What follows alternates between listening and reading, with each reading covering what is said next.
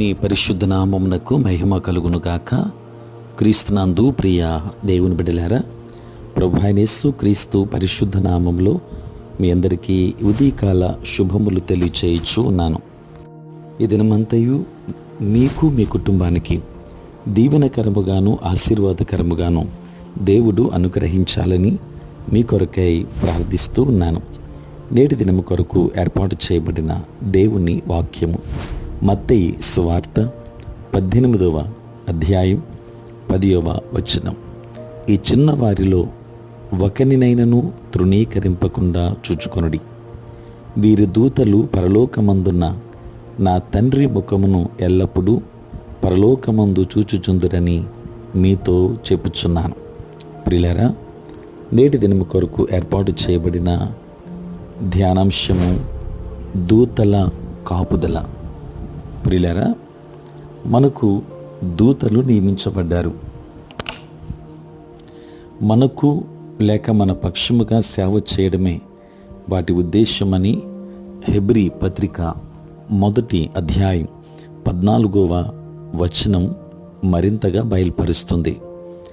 దేవుని ప్రజలకు దూతలు చేసే పరిచర్యను గురించి పాత నిబంధనలో 91వ కీర్తన బోధిస్తుంది. కొందరు ఈ సత్యాన్ని గుర్తించారు. మనం దూతలతో మాట్లాడాలని, అవి మనకు లోబడతాయనే స్థాయికి వారు ఈ సత్యాన్ని తీసుకెళ్లారు. ప్రియులారా, దీనికి లేఖనములో ఆదేశం లేదు, ఇలా చేయడానికి ఉదాహరణ లేదు. 91వ కీర్తనలో వర్ణించబడిన దూతల కాపుదల విధులు నివారించేవి.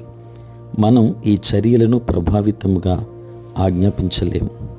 ప్రియులారా, తండ్రి ముఖాన్ని చూస్తున్న దూతలు ఈ వచనం వర్ణిస్తున్నట్లుగా పంపబడతాయి. సర్వశక్తిమంతుడైన దేవుడు మన కొరకు వాటిని నియంత్రిస్తాడు. అయితే ఇందులో మనం పోషించవలసిన పాత్ర ఉంది. మహోన్నతుని చాటున నివసించువాడే దూతల చర్యల నుండి 91వ కీర్తనలో లబ్ధి పొందుతాడు. ప్రియులారా, ప్రభువే మన ఆశ్రయం, దుర్గమని, ఆయన యందు నమ్మకం ఉంచమని 2వ వచనం చెబుతుంది. ప్రియులారా, దేవుని యందలి విశ్వాసం, మన పట్లున్న ఆయన నమ్మకత్వం కలిసి మన పక్షముగా దూతలను విడుదల చేస్తాయి. ఒకవేళ అది దేవునికి మాత్రమే చెందినదైతే ఆయన కరుణ కృపతో ప్రతి ఒక్కరికి ఆయన సమకూర్పు ఒకేలా ఉంటుంది. అయితే మన విశ్వాసంతో దేవుని కృపను పొందుకోవాలి. ఎఫెసీ పత్రిక 2వ అధ్యాయం 8వ వచనంలో ఈ సత్యాన్ని మనం చూస్తాం. దేవుని వాక్యాన్ని వింటున్న దేవుని బిడ్డలారా, పరిచర్య చేయడానికే దేవుని దూతలు సృష్టించబడ్డాయనే జ్ఞానంతో ఈరోజు విశ్రమించగలవు. నీ తండ్రిని చూస్తూ విశ్వాసంతో స్తుతితో మాటలు పలుకుతుండగా నీ పక్షముగా ఆయన దూతలను పంపిస్తాడు. ప్రియులారా, యెహోవా యందు భయభక్తులు గల వారి చుట్టూ ఆయన దూత కావలి ఉండి వారిని రక్షించును. దేవుడు మిమ్మును మీ కుటుంబాన్ని కాపాడి సంరక్షించి ఆశీర్వదించును గాక. ఆమేన్. ప్రార్థన. పరిశుద్ధుడైన తండ్రి, ప్రేమ కలిగిన ప్రభువా, మీ పరిశుద్ధ నామమునకై వందనాలు, స్తుతులు, స్తోత్రాలు చెల్లిస్తున్నాము నాయన. రాత్రంతయు కాపాడి సంరక్షించి సుఖనిద్రను మాకు దయచేసి మా జీవితంలో మరి ఒక నూతన దినాన్ని మేము చూడగలిగే భాగ్యాన్ని మీరు మాకు అనుగ్రహించినందులకే స్తోత్రాలు. ప్రభువా, ఈ దినమంతా కూడా మీ సన్నిధి మాతో ఉంచండి. మీ ప్రసన్నత మాకు అనుగ్రహించండి. మా ప్రతి బలహీనత నుండి విడుదలనివ్వండి. నేటి మా పనులలోనూ ప్రయాణములలోనూ పరిచర్య అంతటిలోనూ తోడుగా ఉండండి.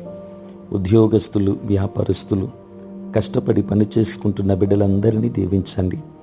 దూర దేశాలలో, దూర ప్రాంతాలలో ఉంటున్న బిడ్డలందరినీ దీవించండి. తండ్రి, రక్షణ లేక, మారు మనస్సు లేక నశించిపోతున్న వారు అనేక మంది ఉన్నారు. వారికి కావలసిన రక్షణ భాగ్యాన్ని ఇవ్వండి. తండ్రి, పుట్టినరోజు, పెళ్లి రోజు జరుపుకొనుచున్న బిడ్డలను దీవించండి. వారికి కావలసిన నూతన ఆశీర్వాదాలు మెండుగా దయచేయండి. నీ సేవ పరిచర్య చేయుచున్న ప్రతి సేవకుని దీవించండి నాయన. సార్వత్రిక సంఘాన్ని ఆశీర్వదించండి. ఆంధ్ర ఎవాంజలిక లూథరన్ సంఘాన్ని దీవించమని ప్రార్థిస్తూ, నేటిని ఆయన మా యొక్క పనులన్నింటిలో కూడా మీరు తోడుగా ఉండమని, ఎవరైతే అనారోగ్యంతో ఉన్నారో వారికి ఆరోగ్యమునివ్వండి, సమస్యలతో ఉన్న వారికి సమాధానమునివ్వండి, బలహీనులైన వారిని బలపరచండి. తండ్రి, ఏ కుటుంబంలో ఏ అక్కర ఉన్నదో ప్రతి ఒక్కరికి నీ చిత్తానుకూలముగా వారిని అనుగ్రహించండి. మీరే తోడై ఉండమని యేసు నామములో ప్రార్థించి వేడుకొనుచున్నాము తండ్రి, ఆమేన్. తండ్రి, కుమార, పరిశుద్ధాత్మ త్రియేక దేవుని దీవెన సదా మీకును మీ కుటుంబానికి తోడై ఉండును గాక. ఆమేన్.